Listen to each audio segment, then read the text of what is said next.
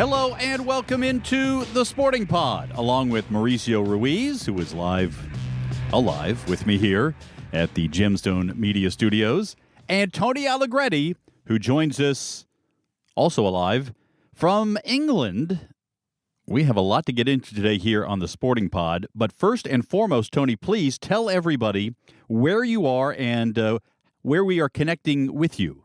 Hey, thanks, Cole. Yeah, I'm in a little town called North Greenford, and this is in northwest England. It's up not too terribly far from Wembley, which I'll be at on Sunday. It's a great little quiet town. I'd like to do this when I come up here. Typically, I'm by myself, and as long as I can get to the tube, really almost anywhere in London, I try to find a good undiscovered space. And this has been good because I've been trying to catch some non-league football, and I've got some almost every day that I'm not at a bigger match. So very exciting and very nice, quiet part of London right here. All right, sounds good. We'll get more from Tony's travels here in a moment. Coming up on the pod, we're going to look ahead to the High School Soccer Media Day and the high school soccer season, which is approaching, plus where else you'll find Sporting Jacks in the coming month, as well as what to expect in the next round of the Champions League. And I'm going to quiz both Mauricio and Tony on what they think the top leagues in the world are. And I have a list that has been compiled with some kind of science behind it, and we'll see if they agree with this list and why it matters, if it does, for who is the top league. We're fed by the Bearded Pig, locally owned and operated, with locations in San Marco and Jack's Beach. Make sure you swing by the Bearded Pig for great barbecue and great times. No snort from across the pond? No international snort? Sorry, yeah. We missed it. Yeah, I wasn't trying to snort too loud. There's people on the patio. Gotcha. Tony is going to sound subdued, like he's talking in a hospital waiting room here, because he doesn't want to upset anybody. So somehow Tony's less weird in England than he is here in the studio. All right, let's talk first about what's happening next week, which is the High School Soccer Media Day. Here on the Sporting Pod, we like to take you behind the scenes of what we're doing, what our activities are. Sometimes we talk about what's happening on the field with other leagues and teams. But Mal, this is an event that we launched last year, and I'll give you an awful lot of credit for this. Both you and Tony, I think, had a big hand in sort of bringing this to fruition. And it really was great to be able to put the spotlight on high school soccer in our community. And this year, it's going to be bigger and better than ever. Yeah, absolutely, and I appreciate the credit, but it really came from an idea from a local high school coach that we have a relationship with. And a high school media day is not new. It happens of other sports, primarily in basketball and football, because they draw a lot of the attention, actually. And one of the coaches said, hey, why not do a soccer media day? We're like, yeah, why not? It's a great idea. So we put our heads together, and we did it last year within a really short notice. And it was an opportunity to celebrate high school soccer players, boys and girls alike. And we brought them into the YMCA over at Riverside downtown. And they got to talk to the media, they got to take pictures, they got to have a lot of fun, really to be celebrated and have a day in a spotlight for them, get some good content where they love to share that on social media for them, and put a great, and really kick off their season on the right note. So we're doing it again this year. The only difference is, the caveat is that we decided to add a little bit of information and education.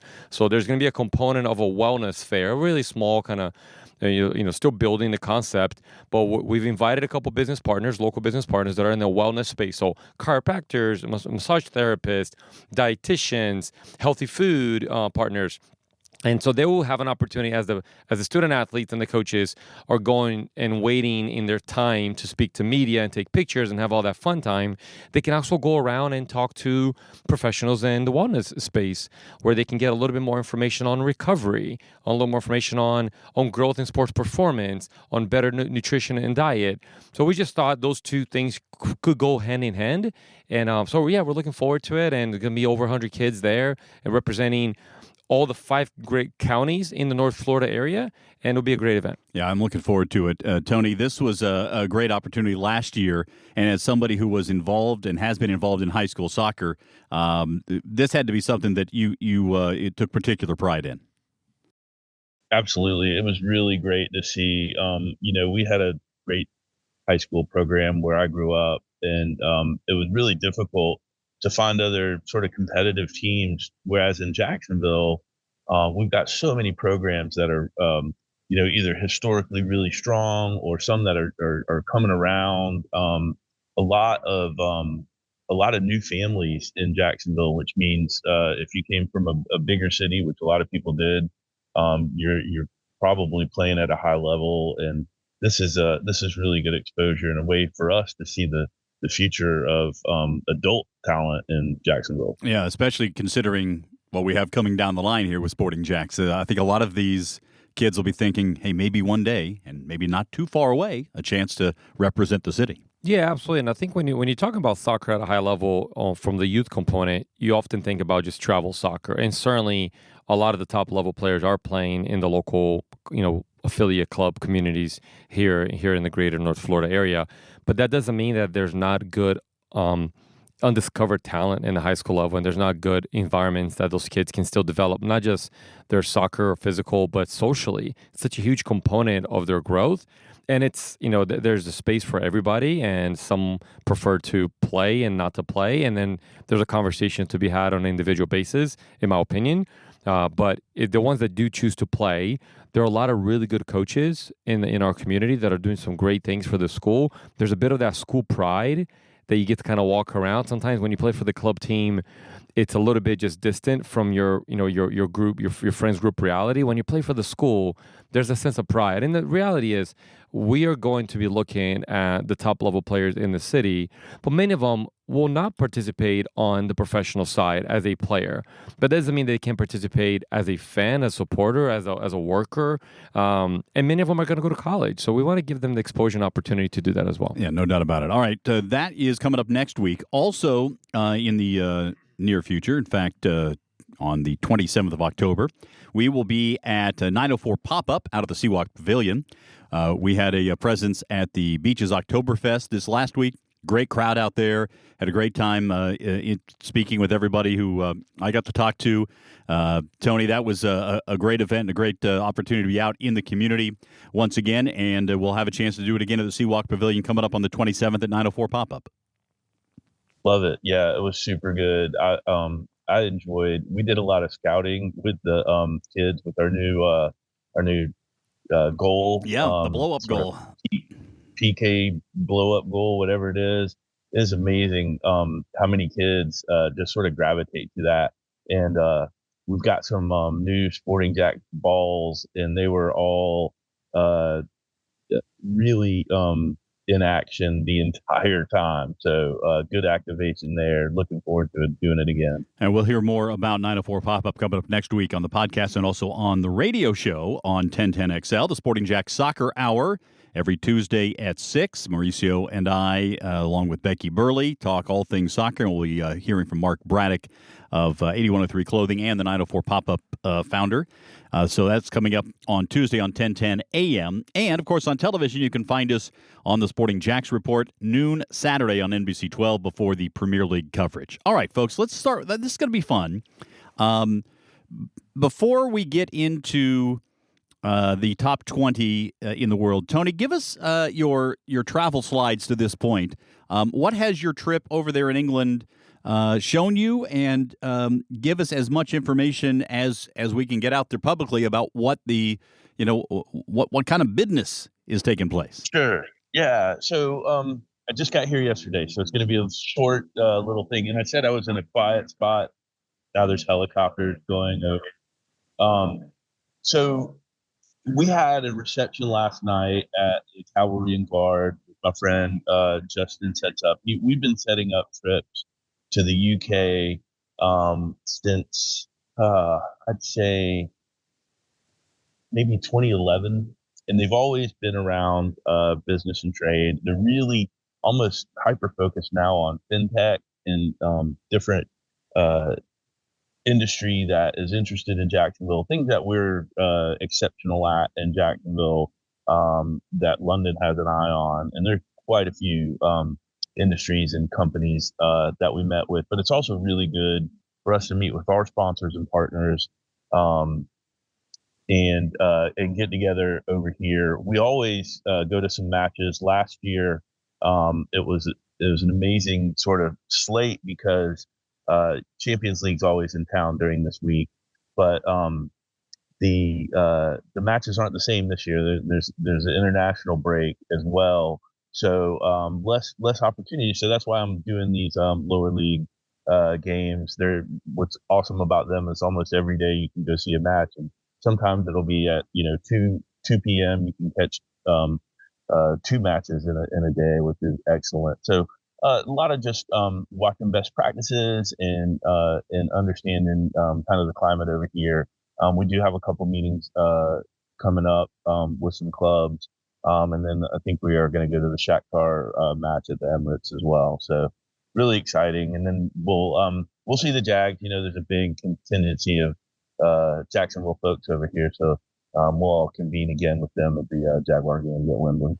So obviously that's super envious that you get to see a Champions League game while you're there.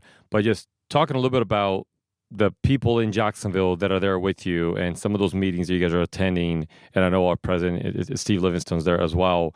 What's the vibe of being in a soccer country, even though you guys are there for Jags in London, but you're surrounded by soccer? I think a lot of the contingency, and I was there with you last year, they also go to the Fulham game, so they kind of get to participate in that. When you guys are talking about supporting Jags and talking about soccer in a soccer country, how does it connect for some of the Jacksonville folks that get to experience soccer in a different culture? Well, it depends on the person. So there's a lot of people that are seasoned that have been doing this trip for years, and they've been to multiple Fulham matches, for example. So they're going to go again on Saturday. I'm actually going to go over to Ipswich and try to catch Everton away. But they're becoming more and more familiar. So it is soccer's predominant. But yesterday at the reception, we had an MP from rugby, where they literally invented the game rugby, come and speak, and he talked about their history and how proud they are of that, and et cetera. But then I think of the very first time we set up a reception here, we did it at the Surrey Cricket Club. It was when Shad just bought the team, and Surrey is one of his favorite teams. So we have these sport connections as well, and I think that the Jacksonville contingency is learning more about the sport. And we have a really great owner, Piatax in Carlisle here, which I do think some people that were here earlier did catch their match at Wimbledon. So was it at Wimbledon? I believe so. Yeah. Mm-hmm. Yeah. So anyway, really, so it's growing. I mean, it's kind of like it's kind of like this. There'll be a surge for the World Cup in Jacksonville, and I think there'll be some untouched sort of minds and open up people to the game when we have that. But I think in general, Jacksonville is so tuned in. We know just from the data of all of the soccer fans in Jacksonville that it's a very well liked and regarded sport that continues to grow. In fact, I've met some of these matches, and I think this little stadium, this could be Ocean Way Stadium or Palatka, or there's a lot of little burgs where we have really good football and the kids playing that eventually could be semi-pro and pro. We're not the only game in town, and I don't think we ever should be. I think we should be growing it like they do over here. Yeah, I agree with that, Tony. It's a great point. All right, I do want to shift here. We're going to hear more from Tony next week when he gets back. We'll put him under the hot light of investigation and see what really went down on his trip to the UK. But I want to talk about leagues and the leagues around the world and which are the best leagues in the world. Now, utilizing whatever a range of factors you would like. I want to hear each of you give me some thoughts on which leagues are the best, and we're talking here largely about working from a story from Give Me Sport, which I had not heard of before, but I came across it, that utilized some Opta statistics to determine the top 20 leagues in the world. Now, I want you guys to give me, and you can alternate over here and see how many of the top 10 you could pick up out of this study. Mal, start with you. Give me a league that you would say is a top 10 league in the world. I'll start easy. The Premier League. Premier League number one. With the for the sake of argument, it's an 87.9. I don't really know what that means. I'd have to dig into. I was sweating a little bit. Yeah, that was tough. All right, so number one, the Premier League, right at the top. Tony, how about you? La Liga. La Liga is on the list, and it is fourth at 85.1. Mal? Bundesliga. Bundesliga is third. Tony? Serie A. Serie A is second, a fraction ahead of the Bundesliga. That's surprising. Because Serie A has that. Yeah. Or just be second at all. Used to be. Serie A used to be number one when I grew up, but that's not the case. Yeah. Okay, so then I would dispute that the Brazilian League would be fifth. The Brazilian League is sixth, actually. Okay. The Brazilian Serie A. Leaving one of the big five out, Tony can probably get it. France. France is number five. All right, so there you go. We got all the big five and plus Brazil. Now it gets a little more difficult. Mal? Portugal. Portugal's number seven. Yep. Got it. Okay. Tony? This is getting tougher. Yeah. It does as there are fewer spots available. Right. Yeah. Let me try. What about that? I'm thinking the Swedish league. What is that called? The Swedish league is not in the top. Bundesliga? Yes, Sweden is not in the top 20. So I'll go with Eredivisie. Top 20. Yeah. The Dutch league is 13th on this list. What? Yep. Okay. Yeah. This is where it gets hard. How about the championship? The championship is 10th. Okay. Excellent pull. Yeah. In your face. I would actually, as a league, not individual teams, I would rank the MLS in there. MLS is 9th on this list. This is what got my attention, that you had MLS just a bit ahead of the championship. But here's where I'll say it. So if you take the top team, so the next league that I'll think about is the Belgium League. That's the eighth. That's number 8. Okay. Yeah. The top teams in Belgium, I would say, are significantly ahead of every MLS team.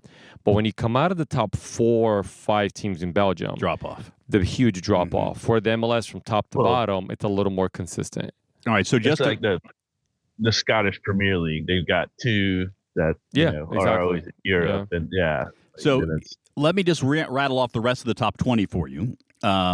Wait, hold on, wait, Cole. Sorry. How about Japan? Because that was one of my outliers that they've got a pretty good. Japan is not in the top 20. The others that are listed here: Argentina, Liga Professional. Danish Superligaen, number 12. Danish is what? Yes, that's what I was. Oh yeah, so smart now. Yeah, you got it now, right, Tony? Yeah. You will see option C.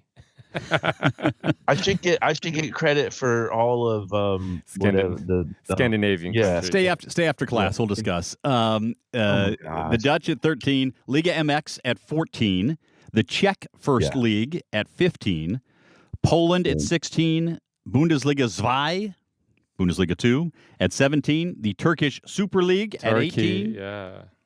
Serie B in Italy is 19, and the Swiss Super League in at number 20. Now, again, we can dig into talk about the different factors that went into this ranking, but the point being that you have a number of associations that have 2 of the top 20 listed in there. How far off is the USL Championship, Mauricio, from being in this list? MLS at number 9, and how far below 20 would we have to have gone? They did not go in this. Does your rankings there go to top 50 or top 100? I just have it to 20. 20. I can do a little research and see if I can find some more. But I would put the USL Championship in the top 50 when you consider pay, infrastructure, and quality. Because a lot of these leagues, I would imagine some of the ratings just don't have to do just with quality on the field.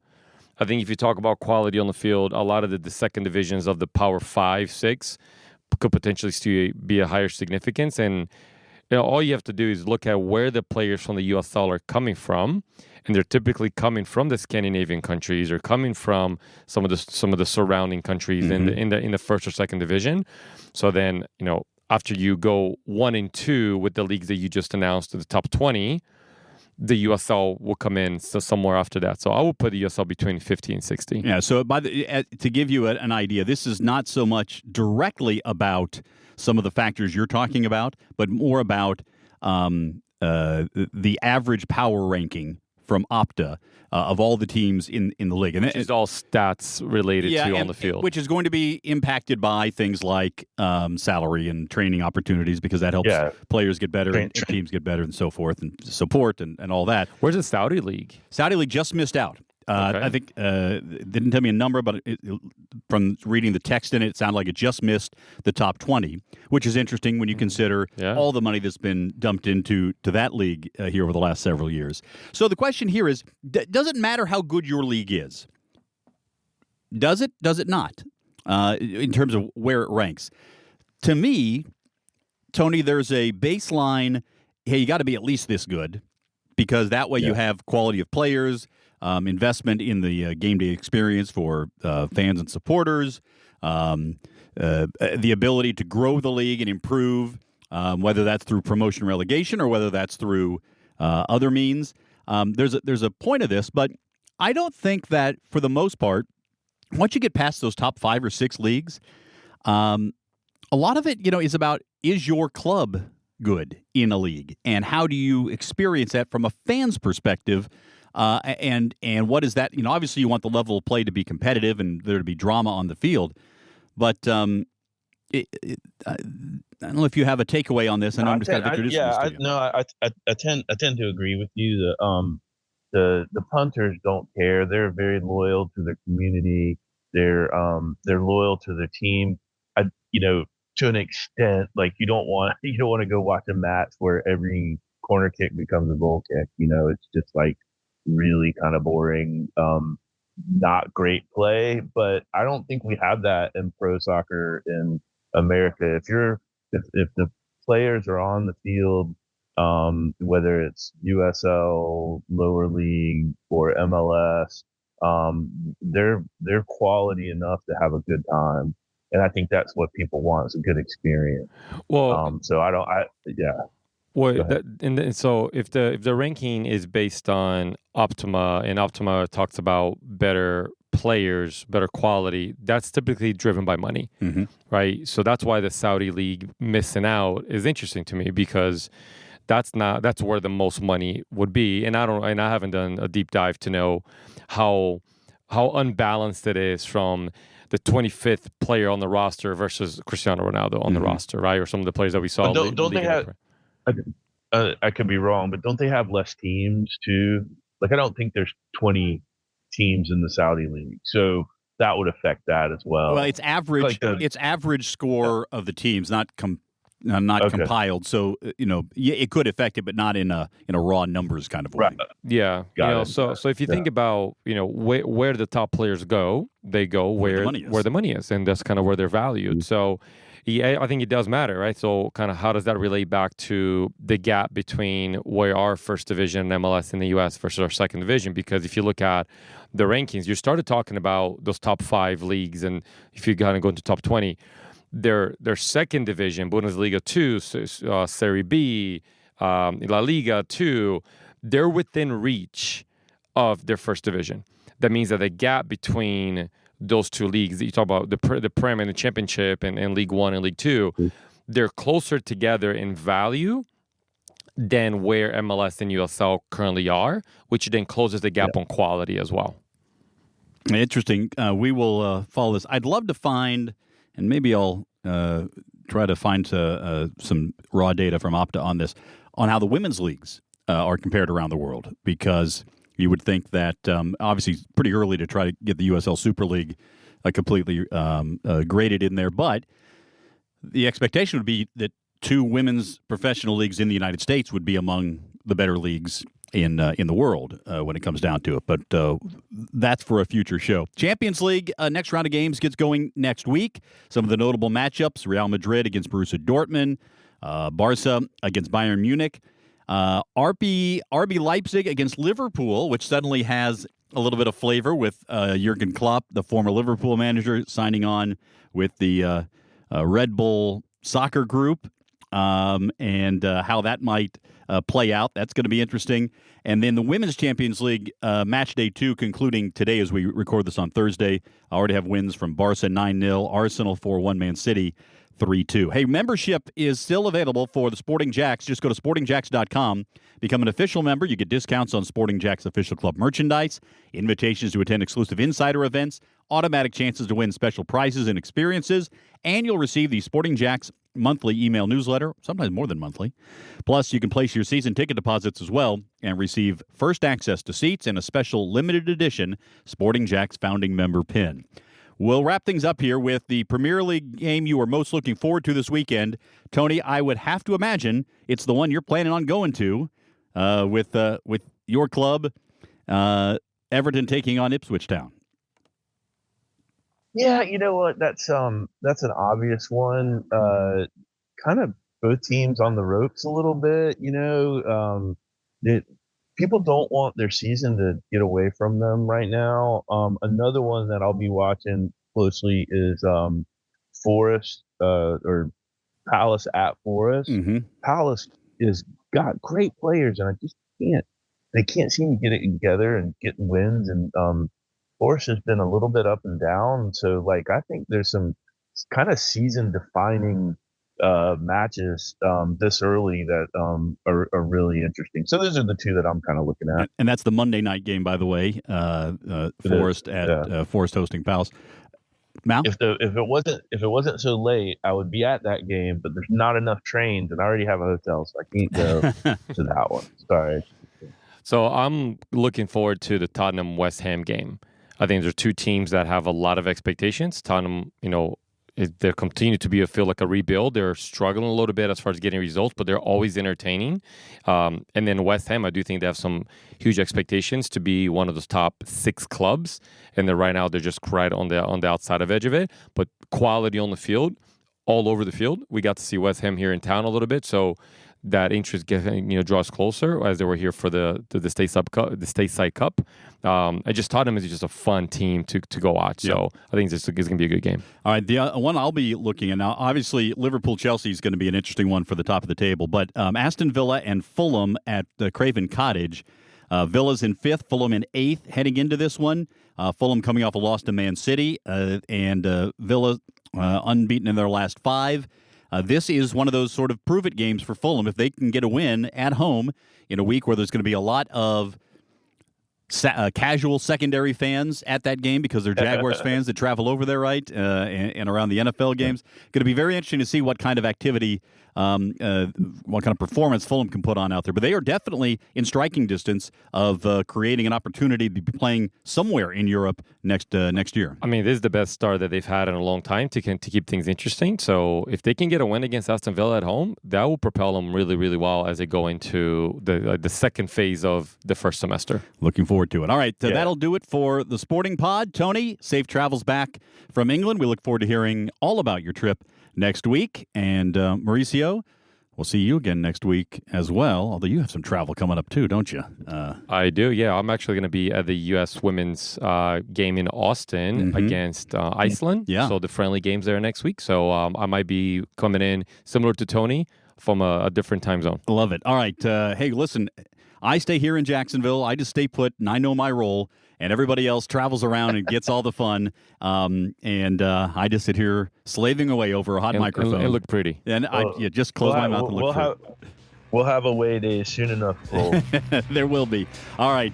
For Tony Allegretti and Mauricio Ruiz, I'm Cole Pepper. Thanks so much for listening to The Sporting Pod.